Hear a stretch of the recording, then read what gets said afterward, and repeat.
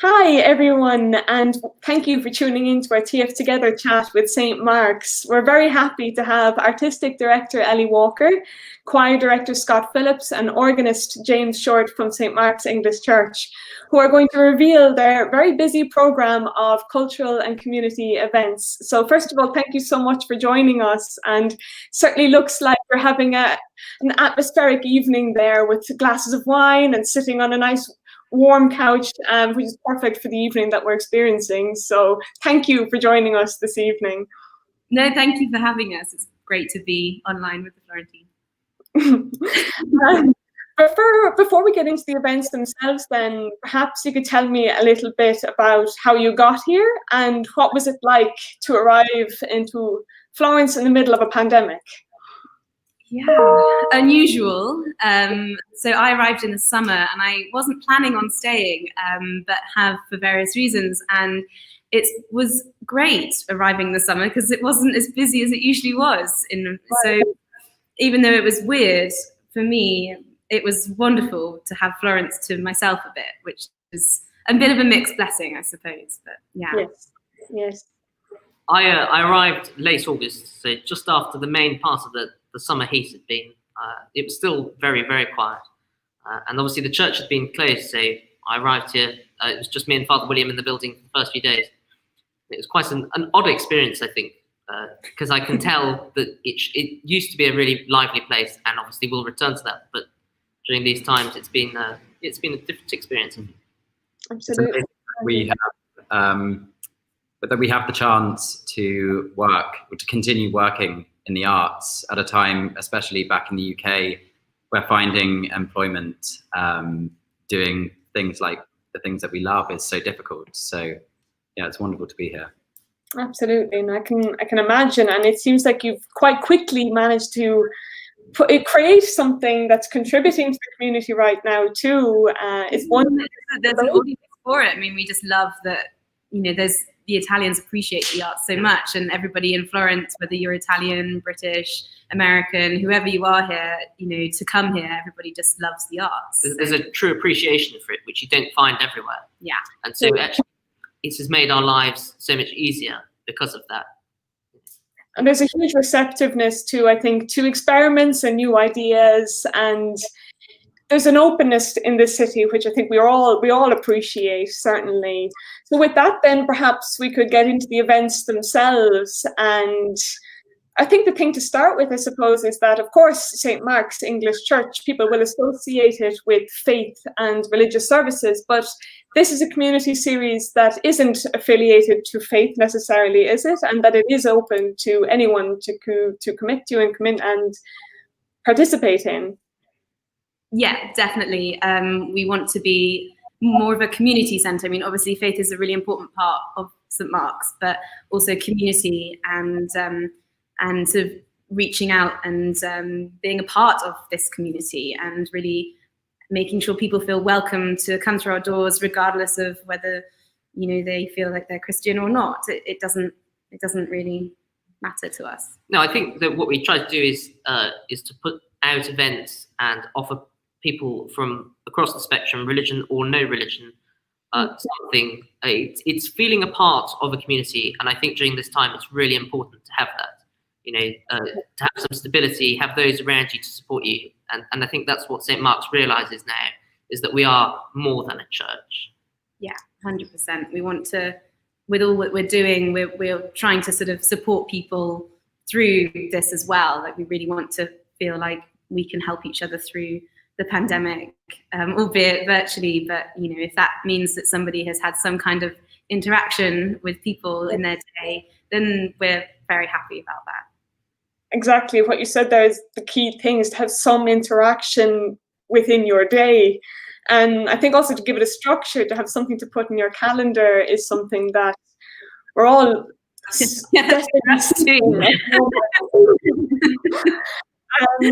so perhaps you could begin by telling us about some of the activities that you've created and the digital events, possibly particularly, that you provided to people during this period.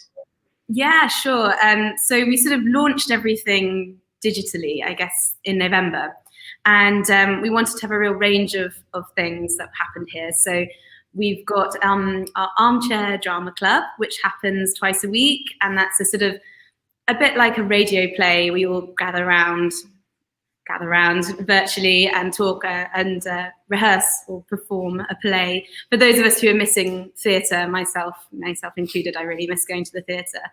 But then we also have yoga. So if those who want to relax and unwind at the end of the week, we've got Carmen Mohammadi, who teaches yoga and is a really big part of St. Mark's here. And so she's a fantastic teacher virtually. And we'll be speaking on the Florentine on Friday. Yeah. And so we've got those two sort of things happening as well. We've started up a book club for those of you who enjoy reading. So that's sort of on its way, ongoing. And we also, of course, we have music events here. Music is such an important part of St. Mark's. But if you guys want to go ahead and talk about the music. So when I arrived, there was no regular concert series that happened here at the church. And it seems that in a place like Florence, it's a big mistake. So that was one of the first things I hoped to do, was to establish some form of weekly recital series to bring music originally in person, because we were able to do that. But obviously with the latest restrictions, we're all online. But still being able to give people that musical enrichment and that experience of an event, albeit in their own homes. And at the same time, allowing young musicians from the UK and from here, and those who are studying here, the opportunity to show the world their skills, really. I think that's important. We are a platform that has a relatively large following. And so if we can offer students at the conservatoire or at universities here the opportunity to be seen, then I think that's a good thing. One thing I've been curious about is how you conduct your practices. I'm sure there's some digital platform involved, but every time I've seen these kind of, mergings of different voices for when you can see, we've all seen different choir performances online throughout these months, but I'm amazed at how it actually works out. Can you tell us a little bit about what it's like to conduct a choir session digitally? I confess I am not the biggest fan of the online rehearsals. I find it to be a challenging experience. I can imagine. But we try to do as much singing in person as we possibly can, following guidelines. We're lucky that the three of us live together, so we're able to perform in close contact and without any issues. But yeah, so I think in services we're able to do a little bit of music, and our concerts are all recorded, obviously, in an empty church or whatever. Yes. Yeah, I've not gone for the whole kind of 50-part online choir yet. But, just technically confounding. I think I saw as well. Was there an Instagram post of you in a stairwell? I believe. That was quiet. It's the joy of having to be socially distanced, I suppose. It makes you think of different things, and say spreading people along the stairwell where we have a brilliant acoustic. Yeah, the acoustic was amazing in the stairwell. Yeah. Oh, of course, yeah. I think it's helped by the fact there's a big glass window at the top, which is just sort of bouncing sound around. So, yeah. Oh, wow. It helps that we've got, other musicians as well who are staying here. So we're all a household of musicians, which with the Red Zone, it's just perfect for producing recitals. So, yeah. With that then, James, perhaps you could tell us a bit more about that aspect of St. Mark's activities and the music that you produce there. So yeah, I've worked quite a lot on producing and providing music for the Wednesday recital series since I arrived here, and that's great. I've managed to explore a variety of genres, instrumentalists, and in fact now we will be broadcasting a recital of piano duets featuring myself and one of the other residents in the building, Alessio Casanovi. So do look out for that on YouTube and on Facebook. That was great fun to record. Yeah, it's wonderful to be in a building with so many opportunities We have 2 grand pianos and an organ in the church. So, you know, there's always opportunity to practice, always opportunity to perform. So yeah, it's a really, really wonderful place to be. It sounds quite idyllic, really, to be in a historic surrounding and spend your days performing and listening to music. I mean, really, what better way to be spending your days? But how many of you actually are there then in that case? I hadn't realized there's quite such a number. There's the 3 of us, and there are 3 others. Yeah. So there's 6 of us, and then Father William. So we were able to have quite fun mini concerts here, which is great. Wow! Oh, wow! I hope you'll give us little snippets through your social channel. Nice to kind of get a sneak peek of these farewell performances and whatnot. Yeah, definitely. Just check our Instagram. I'm quite active on there. Perfect. I'll flash it up there. So then your events calendar, is it for the month of December? I suppose if people are looking to kind of already add some things to their agendas, what can you tell us about the upcoming events, I suppose, in the next few weeks? Sure. So with the Armchair Drama Club, we'll be doing one sort of classic play. Also, I'd like to say that the plays are abridged, so we try and keep it to an hour. So we're not going to be doing Hamlet for 4 hours into the night. Right.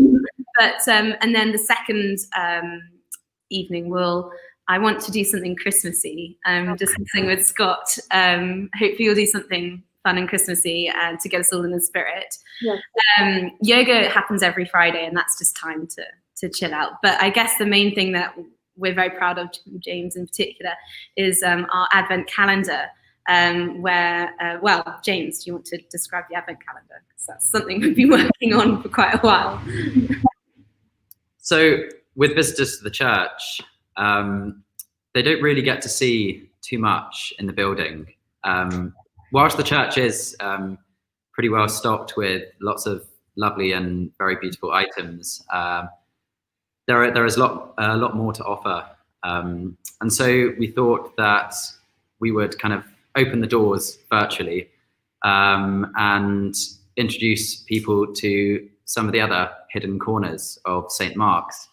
So the Treasures of St. Mark's Advent calendar is released via an online Advent calendar, and links to that can be found on our website. Yes. And so every day there is a short video, no more than a couple of minutes, featuring music, discussion, and lots of beautiful objects and art that rarely gets seen. We're particularly interested in exploring the links between St. Mark's and the pre-Raphaelite movement,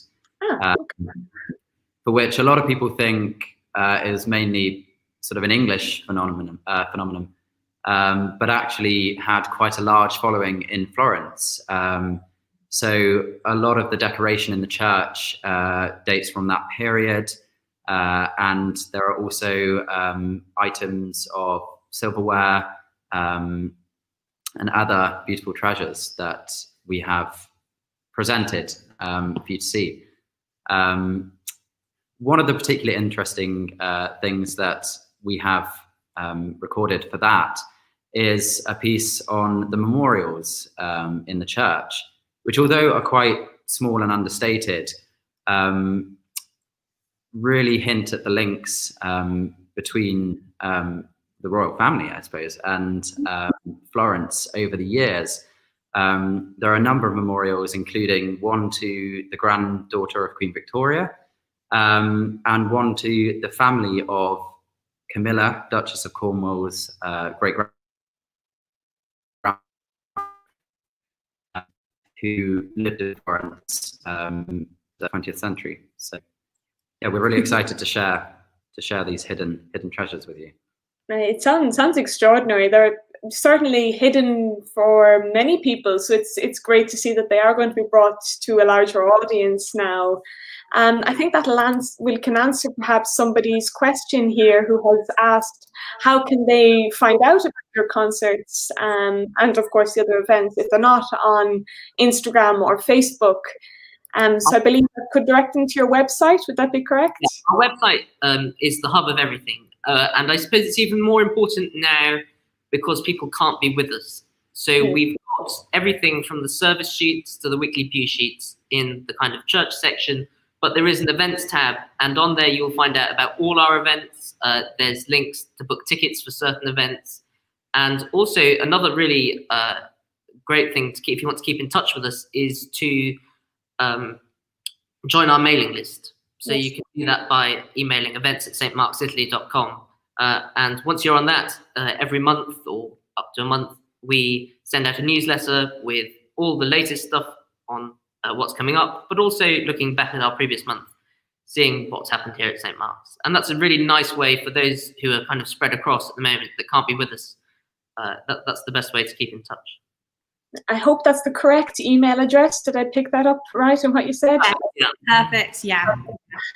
I suppose another thing we didn't touch on quite yet is that these events are held on Zoom, right? For the most part. And they are free with donations kindly requested to support the church, of course, during this time. Understandably, these are measures that are necessary, and I imagine the support is as needed as so many at the moment.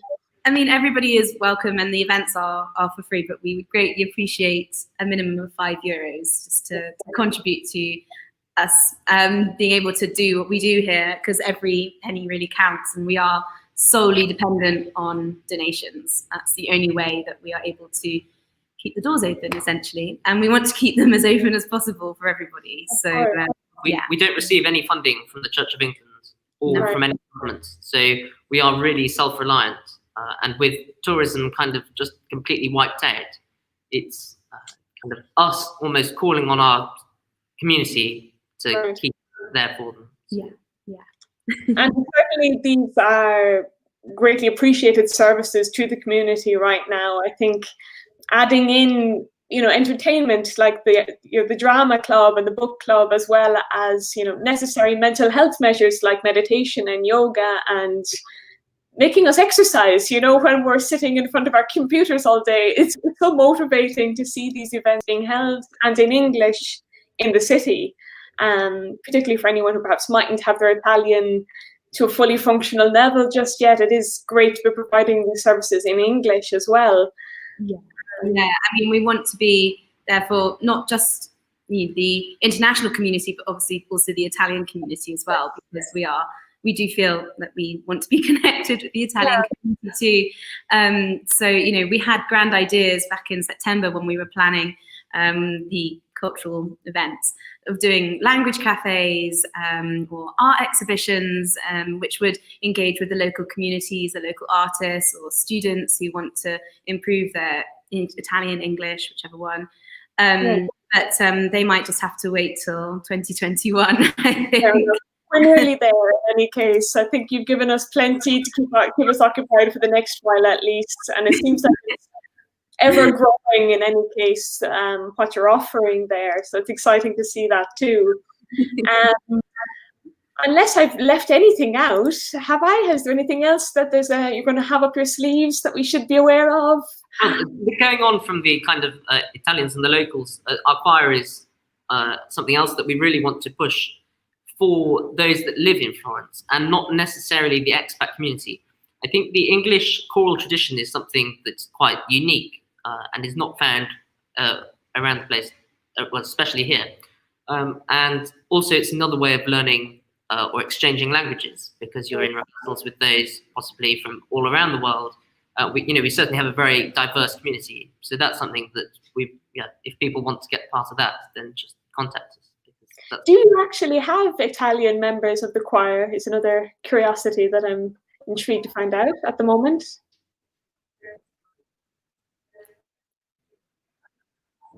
We have, Alessio. Alessio is part of the choir. I think possibly I might have sort of 2 or 3 on my kind of email lists, but Right. it's really trying to be, it's us now. It's kind of inviting the local community in. I think it's something that the church hasn't done in the past, but something that we now realise is important. And the pandemic has made us realise that, I think. When you suddenly have all your student community taken away and a lot of expats, not helped by Brexit, of course, dare I say the word, but lots of people kind of moving away from the area, it's made us realise that our friends in Italy are, as much a part of this community as the expats. So now is our time to start drawing in the Italians. Now, Carmen has appeared, so hello to Carmen. We'll be seeing her live on this channel on Friday as well. And she has asked about your Christmas program, so perhaps you could tell us a little bit about that. We've got a very busy December. There are a total of 7 services in December, which is, made my brain rap when choosing music. We'll obviously have the weekly 10:30 service. And we've just had our Advent Carol service, which is still available on our YouTube channel, if you missed out on that. But something kind of to look forward to later in December is our Christmas Carol service, which is on the 20th of December at 6 p.m. We're hoping that's going to be in person, as the restrictions look like they're going to be returning to normal again. But if not, that'll be online. And then, of course, nobody can miss out on Midnight Mass on 24th, which is at 11:45 p.m. and Christmas Day, which is 10:30 a.m. And the other thing is that our chaplain, Father William, he retires from the church on the 27th of this month. So there will be a special service for him leaving on the 27th of December. Certainly busy, so it's great. I hope everyone managed to scribble those down. But in any case, you'll be able to watch this video back, so not to worry if you didn't get all those times. Or just get in touch with us, however, and we'll put it in an email for you, or put it all over the website. It'll be everywhere, so you can note down the dates. But everybody's welcome, and even if even if we are allowed people within the church, it will still be online. So if you don't feel comfortable about coming, then you can stream online. We should also just to mention as well that should we be able to resume events in the church, we have all sort of are up to date on restrictions. So for those who might think they might feel unsafe, everything is distanced. We maintain temperature checks. And a mask wearing policy inside the building, and sanitizing stations. So we can provide a safe environment. And the church is cleaned every week as well, thoroughly. Okay. So, yeah. The safety measures are in place then, in any case, as much as they can be throughout these times. But can I just say thank you so much for joining us. It's been wonderful to hear about what's going on and to cast some light on the life of St. Mark's, for people who may not have been aware. And it's also fantastic to have some dates to add to our otherwise rather empty agendas. So thank you for that. Yes, thank you so much for having us. Yeah. Thank you. So for any of our viewers, if you'd like to listen to this replay back or to see any of our previous and our upcoming TF Together sessions, you can see them all on our YouTube channel, and you can subscribe to that as well to make sure that you don't miss out on any of them.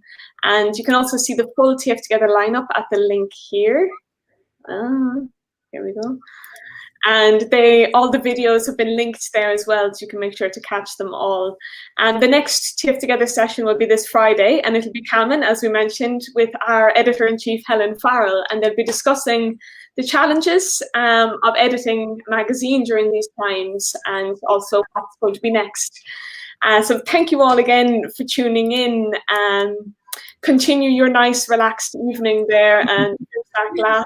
And I hope you have more music and events ahead of you that we can share throughout our events calendar as well with the Florentine. So thank you for that.